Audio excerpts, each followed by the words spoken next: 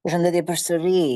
Uh, Sot do t'ju tregoj diçka të veçantë, diçka në të cilën gjithmonë neve kemi kaluar në fushën e programimit brenda Excelit, pra jo thjesht në operacione të veçuara brenda Excelit. Do shohim pikërisht se si të deklarojmë variabla në Visual Basic në editorin në të cilën kryen operacionet programuese brenda Excelit.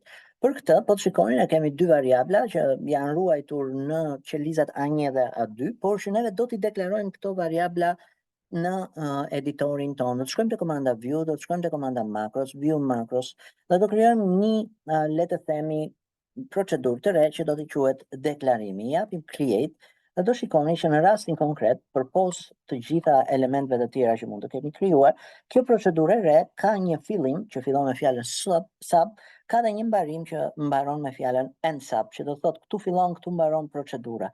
Brenda këtij kuadranti, le të themi, do kryhet i gjithë algoritmi i asaj që duam të bëjmë.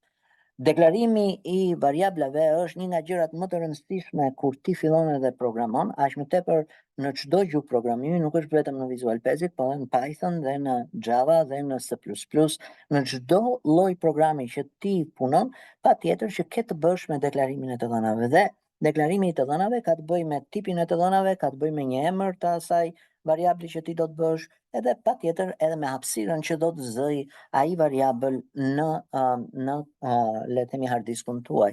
Për shembull, në rastin konkret, nëse unë dua të deklaroj qelizën A1 si një variabël më vete para se të kryej një operacion matematik, unë mund t'i bëj një emër dhe të them faktori 1 për shembull, dhe ky është emri i variablit faktori 1, dhe pastaj të jap tipin e variablit, por kjo është një mënyrë e cila, le të themi, në disa programe është shumë e thjeshtë dhe nuk ke nevojë ta bësh deklarimin direkt, por këtu ti e bën deklarimin me anë të një komande, dhe komanda që në rastin konkret është një klasë e ruajtur brenda Visual Basic është pikërisht fjala dim, që do të thotë deklaro pikërisht faktori 1, dhe nga ana tjetër duhet të përcaktosh edhe tipin e këtij variabli që sapo ke përcaktuar.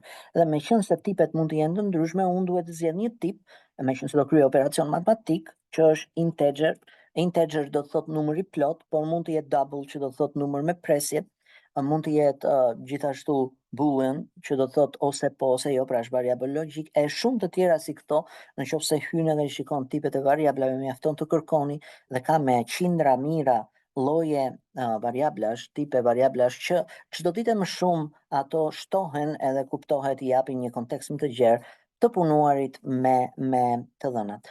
Dhe unë deklarova faktorin e parë as integer, pastaj do deklaroj edhe faktorin e dytë që është në qelizën A2, po akoma nuk ju kam dhënë, le të themi, vlerë këtyre faktorëve. Përsëri do ta bëj integer, dhe dalloni pak që unë në një farë mënyrë kam krijuar atë pjesë brenda hard diskut tashmë që do të më ruaj informacionin për pikërisht këto lloj faktorësh. Nga ana tjetër, dua të bëj dhe një deklarim për rezultatin, i cili edhe ky, meqense unë do bëj pikërisht një prodhim të faktorit 1 dhe faktorit 2, ky logjikisht do dali integer, sepse dy numra që janë integer prodhojnë një numër integer logjikisht.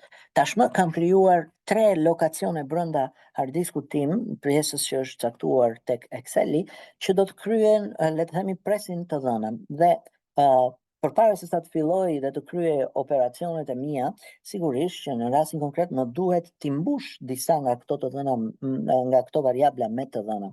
Për shembull, faktori 1 në rastin konkret, unë do ta mbush me rezultatin që më ndodhet në qelizën 1 që është A1, ndërkohë që faktori 2 do ta mbush me le të themi të dhënën që ndodhet në rreshtin e dytë, qeliza, kolona e parë, dhe ja tek është.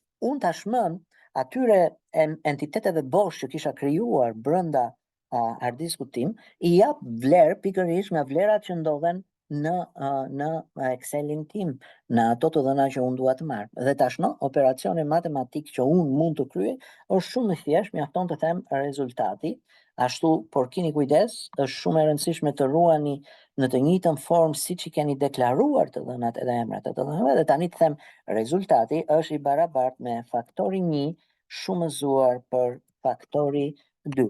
Dhe në rastin konkret, në qoftë se unë kryej ranë pikërisht në jap saltën të bëj të duajtë, kjo e ka marrë tashmë e ka kryer veprimin, por unë nuk e shoh asgjë kundi të shfaqur brenda Excelit tim. Pse? Sepse vërtet rezultati e ka marrë vlerën e prodhimit midis faktorit 1 dhe faktorit 2, por nuk ka një vend në të cilën ti mund ta deklarosh. Atëherë çfarë do bëj tashmë? Këtë rezultat dua ta vendos në një pjesë të Excelit tim dhe në rastin konkret do e vendos tek qeliza, supozojmë, rreshti 3, kolona 1, dhe kjo do jetë e barabartë me rezultatin. Tani në qoftë se unë i jap ran pikërisht kësaj procedure, shikoni që 10 më del pikërisht e rreshti 3 dhe shtylla 1. Dhe kjo është mënyra se si mund të bësh një procedurë të thjeshtë me deklarim variablash. Ju mund të thoni që, okay, po për çfarë mund ta përdor? Sigurisht që përdorimet e kësaj që sapo bëm janë të shumë llojshme dhe neve do të kalojmë me kalimin e kohës, le të themi, në problematika reale se çfarë bëhet me anë të këtyre variablave. Faleminderit për vëmendjen dhe shpresoj t'ja kaloni sa më mirë.